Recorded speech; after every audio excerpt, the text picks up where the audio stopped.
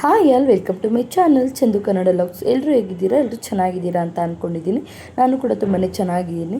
ಈ ವಿಡಿಯೋದಲ್ಲಿ ನಾನು ಇವತ್ತು ಒಂದು ಟಾಪಿಕ್ನ ತಿಳಿಸ್ಕೊಡ್ತಾ ಇದ್ದೀನಿ. ಅದೇನಪ್ಪ ಅಂದರೆ ಎಲ್ಲ ಟೈಲರ್ಸ್ಗೂ ಇದೊಂದು ಪ್ರಾಬ್ಲಮ್ ಬಂದಿರುತ್ತೆ.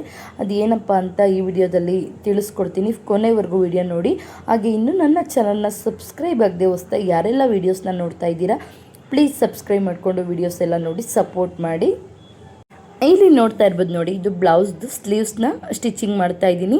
ಸ್ಲೀವ್ಸ್ಗೆ ಎರಡು ಸೈಡು ಕೂಡ ವರ್ಕ್ ಆಗಿದೆ, ಅಂದರೆ ಎರಡು ಸ್ಲೀವ್ಸ್ಗೂ ಕೂಡ ವರ್ಕ್ ಆಗಿದೆ. ಬಟ್ ಸಾಲ್ಟೇಜ್ ಬಂದಿದೆ, ಬಟ್ಟೆ ಬಂದು ತುಂಬಾ ಸಾಲ್ಟೇಜ್ ಬಂದಿದೆ ಆಲ್ರೆಡಿ. ನೋಡಿ, ಅಂದರೆ ವರ್ಕ್ ಮಾಡ್ತಾರಲ್ವ, ಎಂಬ್ರಾಯ್ಡ್ರಿ ವರ್ಕ್ ಮಾಡೋರು ಕೂಡ ಆಲ್ರೆಡಿ ಬಟ್ಟೆನ ಜಾಯಿಂಟ್ ಮಾಡಿದ್ದಾರೆ. ಅವ್ರು ಏನಕ್ಕೆ ಜಾಯಿಂಟ್ ಮಾಡಿರೋ ಅಂತ ಗೊತ್ತಿಲ್ಲ ನನಗೆ. ಕಸ್ಟಮರ್ ಅವರೇ ಇದು ವರ್ಕ್ನ ಹಾಕಿಸ್ಬಿಟ್ಟು ಬಟ್ಟೆನ ತಂದು ಕೊಟ್ಟಿದ್ರು ಸ್ಟಿಚಿಂಗ್ ಮಾಡೋದಕ್ಕೆ ಅಂತ.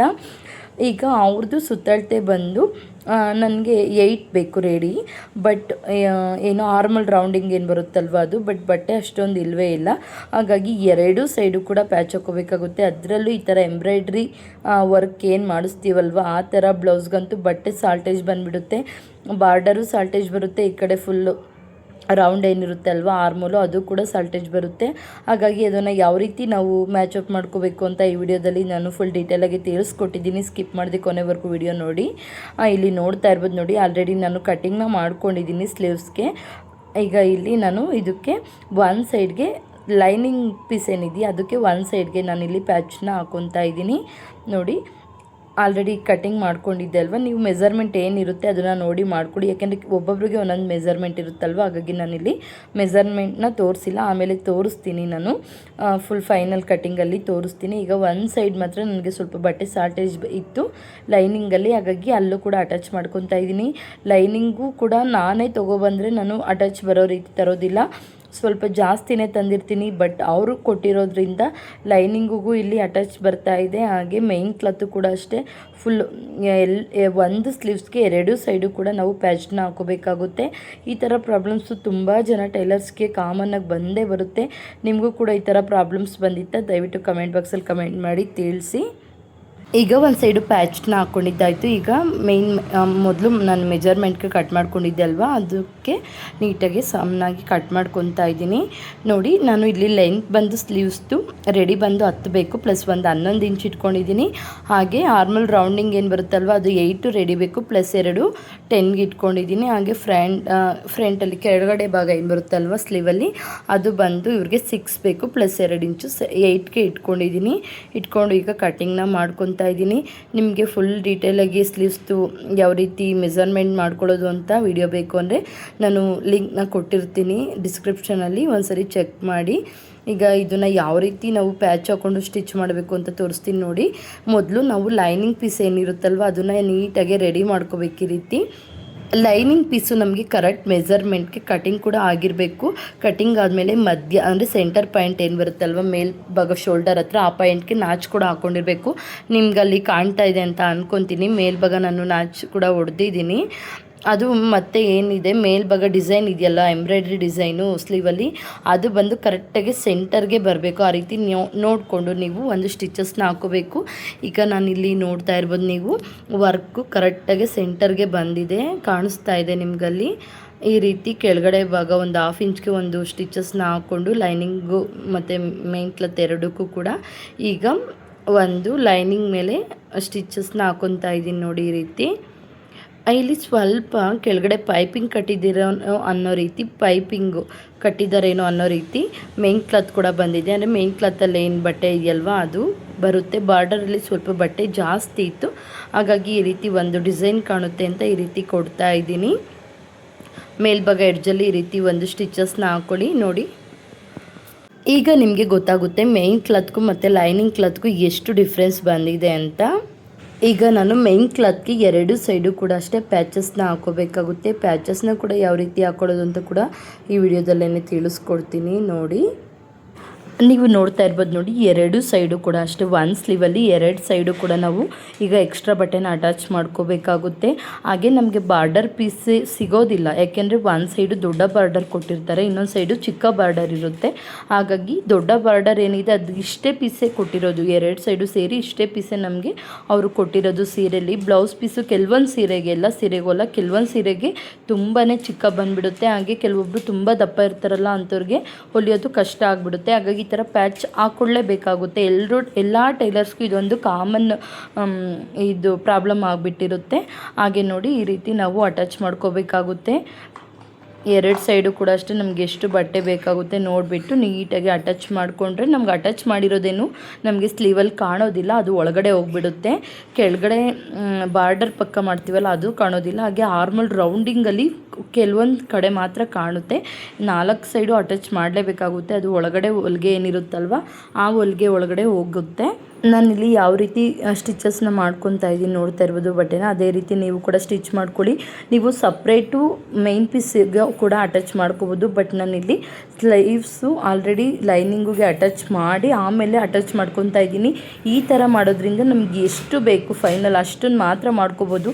ನಾವು ಮತ್ತೆ ಮೇನ್ ಕ್ಲಾತ್ ಸಪ್ರೇಟಾಗಿ ಎಕ್ಸ್ಟ್ರಾ ಅಟ್ಯಾಚ್ ಮಾಡಿಬಿಟ್ಟು ಮತ್ತು ಲೈನಿಂಗಿಗೆ ಅಟ್ಯಾಚ್ ಮಾಡೋದ್ರಿಂದ ಎಕ್ಸ್ಟ್ರಾ ಕೂಡ ಮಾಡ್ಕೊತೀವಿ. ಹಾಗಾಗಿ ಅದು ಸ್ವಲ್ಪ ರಿಸ್ಕ್ ಆಗುತ್ತೆ.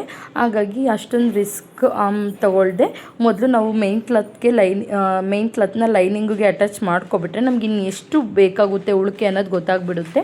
ಹಾಗಾಗಿ ಈ ರೀತಿ ಫೈನಲಲ್ಲಿ ಈ ರೀತಿ ಮಾಡ್ಕೊಳ್ಳೋದ್ರಿಂದ ನಮ್ಗೆ ಎಷ್ಟು ಪ್ಯಾಚ್ ಬೇಕು ಅಷ್ಟನ್ನು ಮಾತ್ರನೇ ಬಟ್ಟೆನ ಕಟ್ ಮಾಡಿ ಹಾಕ್ಕೋಬೇಕಾಗುತ್ತೆ. ಹಾಗೆ ನೀವು ವರ್ಕು ಮಾಡಿ ನಾವು ಏನಾದರೂ ಬ್ಲೌಸ್ನ ಹೊಲಿಸ್ತೀವಿ ಅಂತ ಸ್ವಲ್ಪನೂ ನಮಗೆ ಎಕ್ಸ್ಟ್ರಾ ಬಟ್ಟೆ ಉಳಿಯೋದೇ ಇಲ್ಲ. ತುಂಬ ಸಣ್ಣ ಏನಿರ್ತಾರೆ ಅಲ್ವಾ ಅವರ ಬ್ಲೌಸಲ್ಲಿ ಮಾತ್ರ ಉಳಿಕೆ ಆಗುತ್ತೆ. ಈ ದಪ್ಪ ಎಲ್ಲ ಮೀಡಿಯಮ್ ಸೈಜ್ ಇದ್ದರು ಅಂದರೆ ಅವರ ಒಂದು ಮೇನ್ ಕ್ಲಾತ್ ಏನಿರುತ್ತೆ ಅಲ್ಲ ಅದರಲ್ಲಿ ಸ್ವಲ್ಪನೂ ಬಟ್ಟೆ ಉಳಿಯೋದಿಲ್ಲ. ಕೆಲವೊಂದು ಟೈಮು ಬ್ಯಾಕ್ ಸೈಡು ಡೋರಿ ಮಾಡೋದಕ್ಕೂ ಕೂಡ ನಮಗೆ ಕಷ್ಟ ಆಗುತ್ತೆ. ಆ ರೀತಿ ಬಟ್ಟೆ ಹೋಗ್ಬಿಡುತ್ತೆ ಈ ಥರ ವರ್ಕ್ ಬ್ಲೌಸ್ನ ನಾವು ಸ್ಟಿಚ್ ಮಾಡೋವಾಗ. ಈ ಥರ ಅನುಭವ ತುಂಬ ಜನಕ್ಕಾಗಿರುತ್ತೆ. ಯಾರಿಗೆಲ್ಲ ಆಗಿದೆ ದಯವಿಟ್ಟು ಶೇರ್ ಮಾಡ್ಕೊಳ್ಳಿ ನನ್ನ ಜೊತೆ. ಹಾಗೆ ಇನ್ನು ನನ್ನ ಚಾನಲ್ನ ಸಬ್ಸ್ಕ್ರೈಬ್ ಆಗದೆ ಯಾರೆಲ್ಲ ಹೊಸ್ದಾಗಿ ನೋಡ್ತಾ ಇದ್ದೀರಾ ಟೈಲರ್ಸ್ ಎಲ್ಲ ಸಬ್ಸ್ಕ್ರೈಬ್ ಮಾಡ್ಕೊಂಡು ವಿಡಿಯೋಸ್ ಎಲ್ಲ ನೋಡಿ ಒಳ್ಳೊಳ್ಳೆ ಮಾಹಿತಿಗಳನ್ನ ತಿಳಿಸ್ಕೊಡ್ತೀನಿ. ಇನ್ನು ಮುಂದೆ ಕಂಟಿನ್ಯೂಸ್ ಆಗಿ ವಿಡಿಯೋಸ್ ಎಲ್ಲ ಮಾಡೋದಕ್ಕೆ ಟ್ರೈ ಮಾಡ್ತೀನಿ. ಈಗ ಅಟ್ಯಾಚ್ ಮಾಡಿದ್ದೆಲ್ಲ ಆಯಿತು. ನೆಕ್ಸ್ಟ್ ಇನ್ನೊಂದು ಸ್ಯಾರಿ ಕೂಡ ಅಷ್ಟೇ ನಾನು ಮೆಜರ್ಮೆಂಟ್ನ ತೊಗೊಂಡು ಫೈನಲಲ್ಲಿ ಈಗ ನಾನು ಸ್ಲೀವ್ಸ್ನ ಅಟ್ಯಾಚ್ ಮಾಡೋದಕ್ಕೆ ಅಂದರೆ ಸ್ಲೀವ್ಸ್ನ ಸ್ಟಿಚ್ ಮಾಡೋದಕ್ಕೆ ಒಂದು ಸರಿ ಕಟ್ಟಿಂಗ್ನ ಮಾಡ್ಕೊತಾ ಇದ್ದೀನಿ. ಯಾಕೆಂದರೆ ಎಕ್ಸ್ಟ್ರಾ ಮೇನ್ ಕ್ಲಾತ್ನ ಅಟ್ಯಾಚ್ ಮಾಡಿದ್ದೆ ಅಲ್ವಾ, ಹಾಗಾಗಿ ಅದು ಕೂಡ ಎಕ್ಸ್ಟ್ರಾಸ್ ಎಲ್ಲ ತೆಗೆದು ಈಗ ನೋಡಿ ಈ ರೀತಿ ಫೈನಲ್ ಲುಕ್ ಬಂದಿದೆ. ಇದರಲ್ಲಿ ನಮಗೆ ಅಟ್ಯಾಚ್ ಮಾಡಿದ್ದೀವಿ ಅನ್ನೋ ಫೀಲ್ ಆಗೋದೇ ಇಲ್ಲ. ಆ ರೀತಿ ನೀಟಾಗೆ ಈ ರೀತಿ ರೆಡಿ ಮಾಡ್ಕೊಂಡಿದ್ದೀನಿ. ಹಾಗೆ ನೀವು ಕೆಳಗಡೆ ನೋಡ್ತಾ ಇರ್ಬೋದು ಸೇಮ್ ಬ್ಲೌಸ್ ಕಲರ್ ಏನಿದೆ ಅದೇ ಕಲರ್ದು ಕೆಳಗಡೆ ಸ್ವಲ್ಪ ಪೈಪಿಂಗ್ ಬಂದಿದೆ. ಕೆಳಗಡೆ ಏನು ಎಡ್ಜಸ್ ಇರುತ್ತಲ್ಲ ಅದು ಆಲ್ಮೋಸ್ಟ್ 3/4 ಇಂಚಷ್ಟಿತ್ತು. ಹಾಗಾಗಿ ಒಂದು 1/4 ಇಂಚಷ್ಟು ಅಲ್ಲಿ ಪೈಪಿಂಗ್ ಬರೋ ರೀತಿ ನಾನು ಸ್ಟಿಚಸ್ನ ಮಾಡ್ಕೊಂಡಿದ್ದೀನಿ. ಈಗ ನೋಡಿ ಸ್ಲೀವ್ಸ್ ಎಲ್ಲ ರೆಡಿ ಆಗಿದೆಯಲ್ವ. ಫ್ರಂಟು ಬ್ಯಾಕು ಶೇಪ್ನ ತೊಗೋಬೇಕಾಗುತ್ತೆ. ನಾವು ಆಲ್ರೆಡಿ ಏನು ತೆಗ್ದಿರ್ತೀವಲ್ವ ಶೇಪು ಅದರಲ್ಲಿ ಫ್ರಂಟ್ ಶೇಪ್ನ ಎಕ್ಸ್ಟ್ರಾ ತೊಗೋಬೇಕು. ಹಾಗೆ ಇದು ವರ್ಕ್ ಬಂದು ನೋಡಿ ಈ ರೀತಿ ಇದೆ. ಇದಕ್ಕೆ ಬ್ಲೌಸ್ಗೆ ಒಂದು ಸೈಡು ಪೈಪಿಂಗ್ನ ಕೊಟ್ಟಿದ್ದೀನಿ, ಅಂದರೆ ಲೆಫ್ಟ್ ಸೈಡ್ ಏನಿರುತ್ತೆ ಅಲ್ವ ಅಲ್ಲಿ ಪೈಪಿಂಗ್ನ ಕೊಟ್ಟಿದ್ದೀನಿ. ರೈಟ್ ಸೈಡು ನಮಗೆ ವರ್ಕ್ ಬಂದಿರುತ್ತೆ. ಈಗ ಸ್ಲೀವ್ ಪಾರ್ಟ್ ಎಲ್ಲ ರೆಡಿ ಆಗಿದೆ. ಹಾಗೆ ಬಾಡಿ ಪಾರ್ಟು ಕೂಡ ರೆಡಿ ಆಗಿದೆ. ಸ್ಲೀವ್ಸ್ನ ಅಟ್ಯಾಚ್ ಮಾಡಬೇಕು, ಫೈನಲ್ ಫಿನಿಶಿಂಗ್ನ ಕೊಡಬೇಕು ಬ್ಲೌಸ್ಗೆ. ಈಗ ನಾನು ಸ್ಲೀವ್ಸ್ಗೆ ಅಟ್ಯಾಚ್ ಮಾಡ್ಕೊಂಡಿದ್ದೀನಲ್ವ ಅದು ಫ್ರಂಟ್ ಮತ್ತು ಬ್ಯಾಕು ಯಾವುದನ್ನು ಯಾವ ಸೈಡ್ ಹಾಕಲಿ ಅಂತ ನಾನು ಇಲ್ಲಿ ನೋಡ್ತಾ ಇದ್ದೀನಿ. ಏಕೆಂದರೆ ನಾನು ಶೇಪ್ನ ತೊಗೊಂಡಿಲ್ಲ. ಫ್ರಂಟು ಬ್ಯಾಕು ಕೆಲವೊಬ್ಬರು ಕಟ್ಟಿಂಗಲ್ಲೇ ಶೇಪ್ನ ತೊಗೊತಾರೆ, ಬಟ್ ನಾನು ಶೇಪ್ನ ತೆಗ್ದಿಲ್ಲ ಕಟ್ಟಿಂಗಲ್ಲಿ. ಈಗ ನಾನು ಫ್ರಂಟು ಶೇಪ್ನ ತೆಗೆದ್ಬಿಟ್ಟು ಸ್ಲೀವ್ಸ್ನ ಅಟ್ಯಾಚ್ ಮಾಡಬೇಕು. ಹಾಗಾಗಿ ನಮಗೆ ಯಾವುದು ಜಾಸ್ತಿ ಜಾಯಿಂಟ್ ಬಂದಿರುತ್ತೆ ಅದನ್ನು ನಾನು ಬ್ಯಾಕ್ ಸೈಡ್ಗೆ ಬರೋ ರೀತಿ ಮಾಡ್ತೀನಿ. ಜಾಯಿಂಟ್ ಇಲ್ಲದೆ ಪ್ಲೈನ್ ಯಾವುದಿರುತ್ತೆ ಅದು ಫ್ರಂಟ್ಗೆ ಬರೋ ರೀತಿ ನಾನು ಆದಷ್ಟು ಸ್ಲೀವ್ಸ್ನ ಅಟ್ಯಾಚ್ ಮಾಡ್ತೀನಿ. ಹಾಗೆ ಇಲ್ಲಿ ನೋಡಿ ನೀವು ಸ್ಲೀವ್ಸ್ಗಲ್ಲಿ ಫ್ರಂಟ್ ಶೇಪ್ನ ತೆಗಿಯುವಾಗ 2 ಥರ ತೆಗಿಬೋದು. ಒಂದು ಅಂದಾಜಿಗೆ ನಿಮ್ಗೆ ಯಾವ ರೀತಿ ಬೇಕೋ ಆ ರೀತಿ ಒಂದು ಅರ್ಧ ಇಂಚಷ್ಟು ಶೇಪ್ನ ತೆಗಿಬೇಕಾಗುತ್ತೆ. ಇಲ್ಲ ಅಂದರೆ 1 ಇಂಚು ಕೆಳಗಡೆ ಏನು 2 ಪೀಸು ಸಮ ಇಡದೆ 1 ಇಂಚಷ್ಟು ಒಂದು ಸೈಡು ಪೀಸ್ನ ಮೇಲ್ಭಾಗ ಇಟ್ಬಿಟ್ಟು ಅಲ್ಲೂ ಕೂಡ ನೀವು ಎಕ್ಸ್ಟ್ರಾಸ್ ಏನು ಬರುತ್ತಲ್ವ ಅದನ್ನು ಕೂಡ ತೆಗಿಬೋದು. ಈ ಥರ 2 ಥರ ನೀವು ಸ್ಲೀವಲ್ಲಿ ಶೇಪ್ನ ತೆಗಿಬೋದು. ಈಗ ನಾನು ಫ್ರಂಟು ಶೇಪ್ನ ತೆಗ್ದಿದ್ದಾಯಿತು. ಈಗ ಸ್ಲೀವ್ಸ್ನ ಅಟ್ಯಾಚ್ ಮಾಡ್ತಾಯಿದ್ದೀನಿ. ಹಾಗೆ ನೀವು ಈ ವರ್ಕು ಬ್ಲೌಸ್ ಸ್ಲೀವ್ಸ್ನ ಅಟ್ಯಾಚ್ ಮಾಡುವಾಗ ತುಂಬಾ ಕೇರ್ಫುಲ್ಲಾಗೆ ಮಾಡಬೇಕಾಗುತ್ತೆ. ಯಾಕಪ್ಪ ಅಂದರೆ ಇದು ಸೆಂಟರಲ್ಲಿ ಏನು ವರ್ಕ್ ಬಂದಿದೆಯಲ್ವ ಅದು ಕರೆಕ್ಟಾಗಿ ಸೆಂಟರ್ಗೆ ಬರಬೇಕು.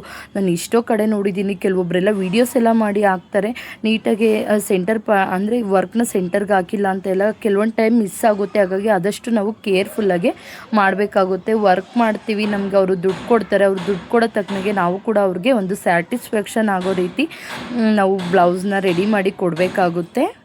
ಈಗ ನೋಡಿ, ಹಾಗಾಗಿ ನಾನು ಅದಕ್ಕೋಸ್ಕರನೇ ಸೆಂಟರಿಂದನೇ ನಾನಿಲ್ಲಿ ಬ್ಲೌಸ್ನ ಸ್ಲೀವ್ಸ್ನ ಅಟ್ಯಾಚ್ ಮಾಡ್ತಾ ಇದ್ದೀನಿ ಬಾಡಿ ಪಾರ್ಟ್ಗೆ. ಯಾಕೆ ಅಂದರೆ ಸೆಂಟರ್ ಪಾಯಿಂಟು ಕರೆಕ್ಟಾಗೆ ಬರಬೇಕು ನಮಗೆ. ನೋಡಿ, ಈಗ ನೀವು ನೋಡ್ತಾ ಇರ್ಬೋದು, ಸೆಂಟರ್ ಪಾಯಿಂಟಿಂದ ಮಾಡಿದಾಗ ಏನಾಗುತ್ತೆ ಅಂದರೆ ಸೆಂಟರ್ ಪಾಯಿಂಟು ನಮಗೆ ಕರೆಕ್ಟಾಗೆ ಬರುತ್ತೆ. ಸ್ಟಾರ್ಟಿಂಗಿಂದ ಮಾಡೋದಕ್ಕೆ ಹೋದರೆ ಏನಾಗುತ್ತೆ ಅಂದರೆ ಕೆಲವೊಂದು ಟೈಮ್ ಹಿಂದೆ ಮುಂದೆ ಆಗೋ ಚಾನ್ಸಸ್ ಇರುತ್ತೆ. ಹಾಗಾಗಿ ಆದಷ್ಟು ಈ ಥರ ಸೆಂಟರ್ ಪಾಯಿಂಟಲ್ಲಿ ಏನು ವರ್ಕ್ ಮಾಡಿಸಿರ್ತೀವಲ್ವ ಅದು ನೀಟಾಗಿ ಸೆಂಟರ್ಗೆ ಬರಬೇಕು. ಅಂದರೆ ನಾವು ಸೆಂಟರಲ್ಲಿ ಇಟ್ಕೊಂಡು ಅಟ್ಯಾಚ್ ಮಾಡಿರೇ ಸರಿ. ಈ ಥರ ಅಥವಾ ಯಾವುದಾದ್ರೂ ನೀವು ಪ್ಯಾಚ್ ವರ್ಕ್ ಮಾಡಿರ್ತೀರಾ ಅಂದ್ಕೊಳ್ಳಿ, ಅದು ಕೂಡ ಅಷ್ಟೇ ಈ ರೀತಿ ಸೆಂಟರಿಂದನೇ ಅಟ್ಯಾಚ್ ಮಾಡೋದ್ರಿಂದ ನಿಮಗೆ ನೀಟಾಗಿ ಕಾಣುತ್ತೆ. ಹಾಗೆ ಯಾವುದೇ ರೀತಿ ಪ್ರಾಬ್ಲಮ್ ಆಗೋದಿಲ್ಲ. ನೀಟಾಗಿ ಅದು ಬ್ಲೌಸ್ ಕೂಡ ಫಿನಿಶಿಂಗ್ ಕೂಡ ಬರುತ್ತೆ.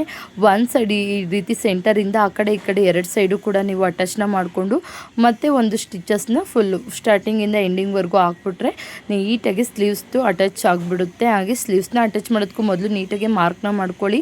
ಮಾರ್ಕ್ನ ಮಾಡಿಕೊಂಡು ನಮಗೆ ಶೋಲ್ಡರ್ ರೆಡಿ ಎಷ್ಟು ಇರಬೇಕು ಅಂತ ಎಲ್ಲ, ಸ್ಲೀವ್ಸ್ ಲೆಂತ್ ಎಷ್ಟು ಇರಬೇಕು ಎಲ್ಲನೂ ನೀವು ಕರೆಕ್ಟಾಗಿ ಮೆಜರ್ಮೆಂಟ್ಗೆ ಸ್ಟಿಚ್ ಮಾಡಿರ್ತೀರಾ ಅಂದರೆ ನಿಮಗೆ ಕರೆಕ್ಟಾಗಿ ಅರ್ಧ ಇಂಚಷ್ಟು ನಿಮಗೆ ಎರಡು ಸೈಡು ಕೂಡ ಅಷ್ಟೇ ಬಟ್ಟೆ ಸಿಗುತ್ತೆ. ಯಾಕೆಂದರೆ ಸ್ಲೀವ್ಸ್ನ ಅಟ್ಯಾಚ್ ಮಾಡ್ಕೊಳ್ಳೋಕ್ಕೆ ಸ್ವಲ್ಪ ಮೆಜರ್ಮೆಂಟಲ್ಲಿ ಹೆಚ್ಚು ಕಮ್ಮಿ ಅಥವಾ ಸ್ಟಿಚಿಂಗಲ್ಲಿ ಹೆಚ್ಚು ಕಮ್ಮಿ ಆಯಿತು ಅಂದರೆ ನಿಮಗೆ ಸ್ವಲ್ಪ ವೇರಿಯೇಷನ್ ಆಗೋ ಚಾನ್ಸಸ್ ಇರುತ್ತೆ. ಓಕೆ, ನೋಡಿ ಎಷ್ಟು ನೀಟಾಗಿ ಇಲ್ಲಿ ನಾನು ಸೆಂಟರ್ ಪಾಯಿಂಟ್ ಬರೋ ರೀತಿ ಫಿನಿಶಿಂಗ್ನ ಕೊಟ್ಟಿದ್ದೀನಿ. ನಿಮಗೂ ಇದೇ ರೀತಿ ಬ್ಲೌಸಸ್ ಎಲ್ಲ ಸ್ಟಿಚಿಂಗ್ ಬೇಕು ಅಂದರೆ ನನ್ನ ಕಾಂಟ್ಯಾಕ್ಟ್ ಮಾಡ್ಬೋದು ನೀವು. ಹಾಗೆ ಈ ವಿಡಿಯೋ ಇಷ್ಟ ಆಗಿದ್ದರೆ ನಿಮಗೆ ಒಂದು ಲೈಕ್ ಕೊಡಿ. ಹಾಗೆ ಇನ್ನೂ ನನ್ನ ಚಾನಲ್ನ ಸಬ್ಸ್ಕ್ರೈಬ್ ಆಗದೆ ಹೊಸದಾಗಿ ಯಾರೆಲ್ಲ ನೋಡ್ತಾ ಇದ್ದೀರಾ ಪ್ಲೀಸ್ ಹಾಗೆ ಸಬ್ಸ್ಕ್ರೈಬ್ ಮಾಡ್ಕೊಂಡು ನಿಮ್ಮ ಫ್ರೆಂಡ್ಸು ಫ್ಯಾಮಿಲಿ ಮೆಂಬರ್ಸ್ಗೆಲ್ಲ ವಿಡಿಯೋನ ಶೇರ್ ಮಾಡಿ. ನೋಡಿ, ಫೈನಲ್ ಲುಕ್ ಈ ರೀತಿ ಬಂದಿತ್ತು. ಬ್ಲೌಸ್ದು ತುಂಬಾ ಇಷ್ಟಪಟ್ಟರು. ಫಸ್ಟ್ ಟೈಮ್ ಇವರು ನನ್ನ ಹತ್ರ ಸ್ಟಿಚ್ ಮಾಡಿಸಿದ್ದು, ಬಟ್ ಅರ್ಜೆಂಟ್ಗೆ ಅಂತ ತಂದ್ಕೊಟ್ಟಿದ್ರು. ಬಟ್ ತುಂಬಾ ಅವ್ರಿಗೆ ಸ್ಯಾಟಿಸ್ಫ್ಯಾಕ್ಷನ್ ಆಯಿತು. ನೆಕ್ಸ್ಟ್ ಟೈಮ್ ಕೂಡ ಸ್ಟಿಚ್ ಮಾಡಿಕೊಡು ಅಂತ ಕೂಡ ಫೈನಲ್ ಲುಕ್ ನನಗೂ ಕೂಡ ಖುಷಿ ಆಗುತ್ತೆ. ಕಸ್ಟಮರ್ ಈ ರೀತಿ ಫೀಡ್ಬ್ಯಾಕ್ ನಿಮ್ಗೆ ಯಾವ ರೀತಿ ಫಿನಿಶಿಂಗ್ನ ಕೊಡ್ತಾರೆ ಬ್ಲೌಸು ಅದೇ ರೀತಿನೇ ಕೊಟ್ಟಿರ್ತೀನಿ. ಓವರ್ಲಕ್ ಎಲ್ಲ ಮಾಡಿರ್ತೀನಿ, ಯಾವುದೇ ರೀತಿ ಕೂಳೆ ಅದೇನು ಕಾಣೋದಿಲ್ಲ. ಆ ರೀತಿ ನೀಟಾಗಿ ಫಿನಿಶಿಂಗ್ನ ಕೊಟ್ಟಿರ್ತೀನಿ. ಹಾಗೆ ಮೆಜರ್ಮೆಂಟು ಕೂಡ ಅಷ್ಟೇ, ಅವ್ರು ಏನು ಮೆಜರ್ಮೆಂಟ್ ಕೊಟ್ಟಿರ್ತಾರೆ ಅದೇ ಮೆಜರ್ಮೆಂಟ್ಗೆ ನೀಟಾಗಿ ನಾನು ಸ್ಟಿಚಸ್ನ ಮಾಡಿ ಕೊಡ್ತೀನಿ ಬ್ಲೌಸ್ನ. ಓಕೆ, ಇಲ್ಲಿಗೆ ಇವತ್ತಿನ ವಿಡಿಯೋನ ಎಂಡ್ ಮಾಡ್ತಾ ಇದ್ದೀನಿ. Thank you for watching. Thank you all.